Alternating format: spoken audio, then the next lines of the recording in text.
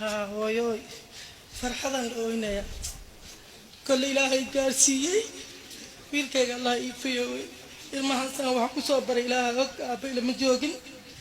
مرك الحمد لله نعمة إله وطا وعكس إله مسؤول كأه كل جين وإذن سلامي وبحر الله رقية قاد عبدي وهو يدا صومالية دشي شيخ حسن معلم إبراهيم الواجدي waxay dadaal badan ku soo bixisay inay wiilkeeda oo hadda ah sheekh xaana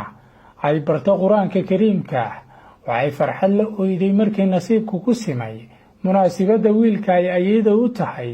oo quraanka kariimka dhameeyay sheekh xasan waajidi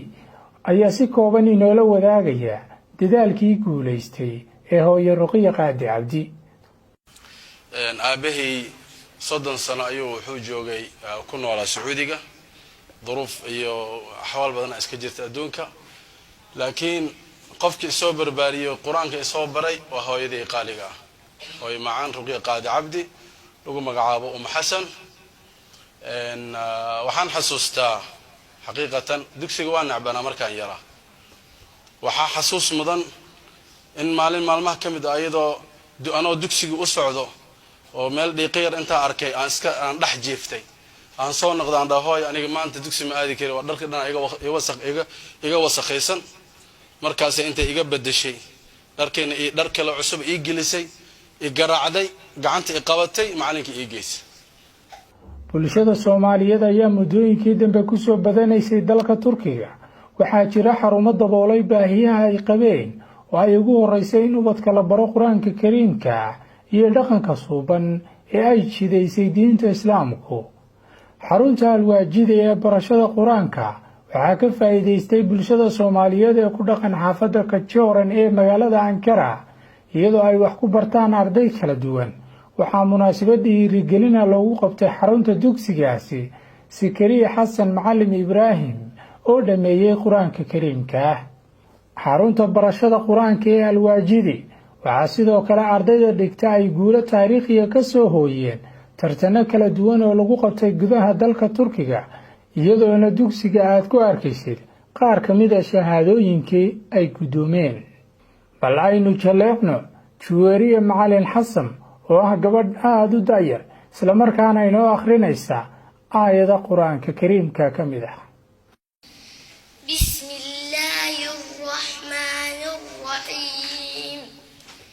يسبح لله ما في السماوات وما في الأرض الملك القدوس العزيز الحكيم هو الذي بعث في الأميين رسولا منهم يتلو عليهم آياته ويزكيهم ويعلمهم الكتاب والحكمة وإن كانوا من قبل لفي ضلال مبين مناسبة waxaa hadal ka jeediyay mas'uuliyiinta iyo waxgaradka jaaliyadda Soomaaliyeed ee ku dhaqan magaalada Ankara culimo waalidiin mas'uuliyiin xilal kala duwan ka soo qabtay dalkii iyo odayaasha dhaqanka oo ka hadlay muhiimadda ay leedahay in caruurta lagu barbaariyo barashada quraanka kariimka annagoo ah jaaliyadda Soomaaliyeed ee magaalada Ankara waxaan runtii Sheekh Xasan Alwaajidi ku amaaneynaa aragtidaas uu lahay inuu halkan ka hirgeliyo dugsi markii la furay aniga waa joogay waxaan oo Soomaaliya maanta aad arkaysaan xaafadan ay degan yihiin ardaydina maalin walba halkan ayaan ku aragnaa ayagoo dugsiga soo xaadiraayo runtii sidoo kale Sheekh Xasan dugsiga aad ayuu uga taxadiraa dugsiyo badan waan arkay oo la furay laakiin Sheekh Xasan mar walba aad la socdid ama magaalada aad la joogto wuxuu ku leeyahay dugsiga waqtigiisii ayaa la joogaa isagana waxa uu sii fududeynaa gaari ayuu wataa si fudud ayuuna halkan ku imaadaa waxaan u kulannay kalaamullah tabaaraka wa tacaala ilaahay hadalkiisa wax ka weyn ma jiro kalaamullah subhanahu wa tacaala wax ka weyn oo loo kulmo runtii ma jiraan saas daraadeed walaalayaal quraanka ahmiyadiisa waa inaanu ogaanaa oo ilaahay subhanahu wa tacaala يعني إنه كلام كيس ويهي قلبي المركز وصو حاضرة إنه كور قبنا وتاس مهم جدا مثل بعض ولا ليال waxaan rabaa si gooni ahaan inaan u xuso oo magaciisa aan soo qaado ninkan oo walaalkeena ah martida noo ah lagu magacaabo Yujeel Abi oo runtii door wanaagsan iyo waxa weeyaan madrasadan inay suura gasho in la gado dhisideeda hawlaheeda mas'uuliyadeeda runtii aan dhihi karno aabaha madrasada weey asoo nin Turki ah oo Soomaali usan ahayn macdaalika waa nin khayr jecel oo aad u wanaagsan si gooni ahaan ugu mahadcelinayna haddana wuu nala joogaa wuuna hadli doonaa insha Allah ta'ala in badan waa laga soo hadlay wanaag iyo quraan iyo diinta sharafta iyo ciziga ay leedahay annaga haddaan nahay waalidiinta xaafadan Kijooran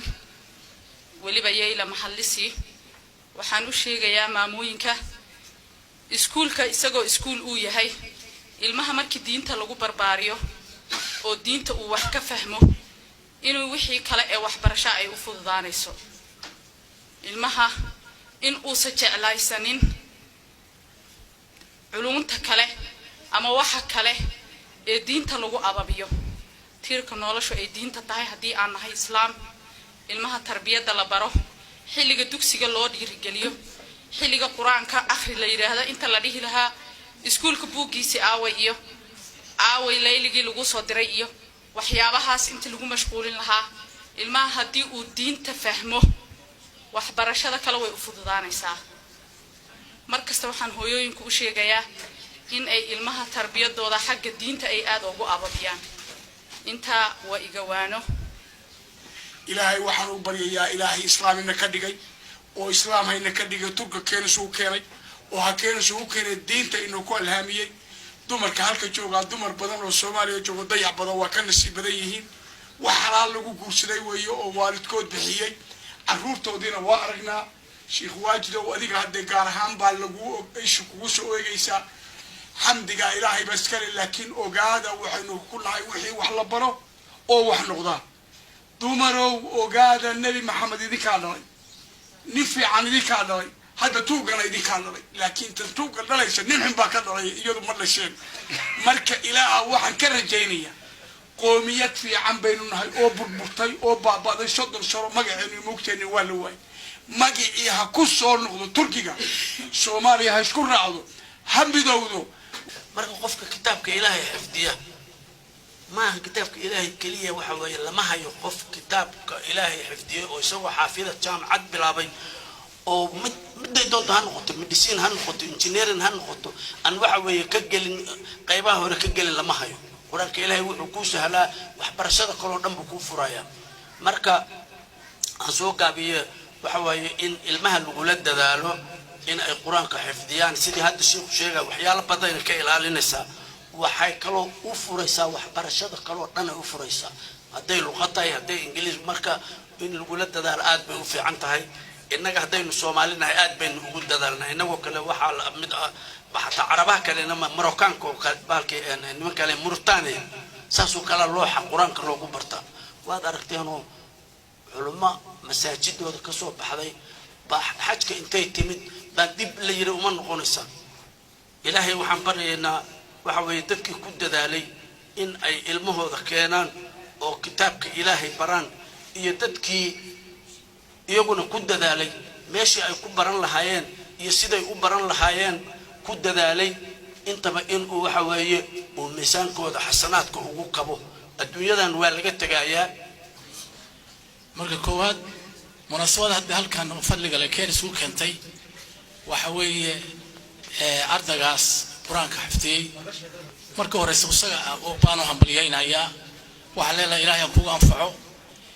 intii wax ku bartayna ajarkooda xasanaadkooda Allah ka siiyo waalidiintiiba sida la sheegay nin aan diin lahayn aqoon ma leh taas marka waxa loo baahan yahay canuga dhirta markii masraacada beerta la beerayo geedka isagoo weyn waa adagta si u toosa waxa la rabaa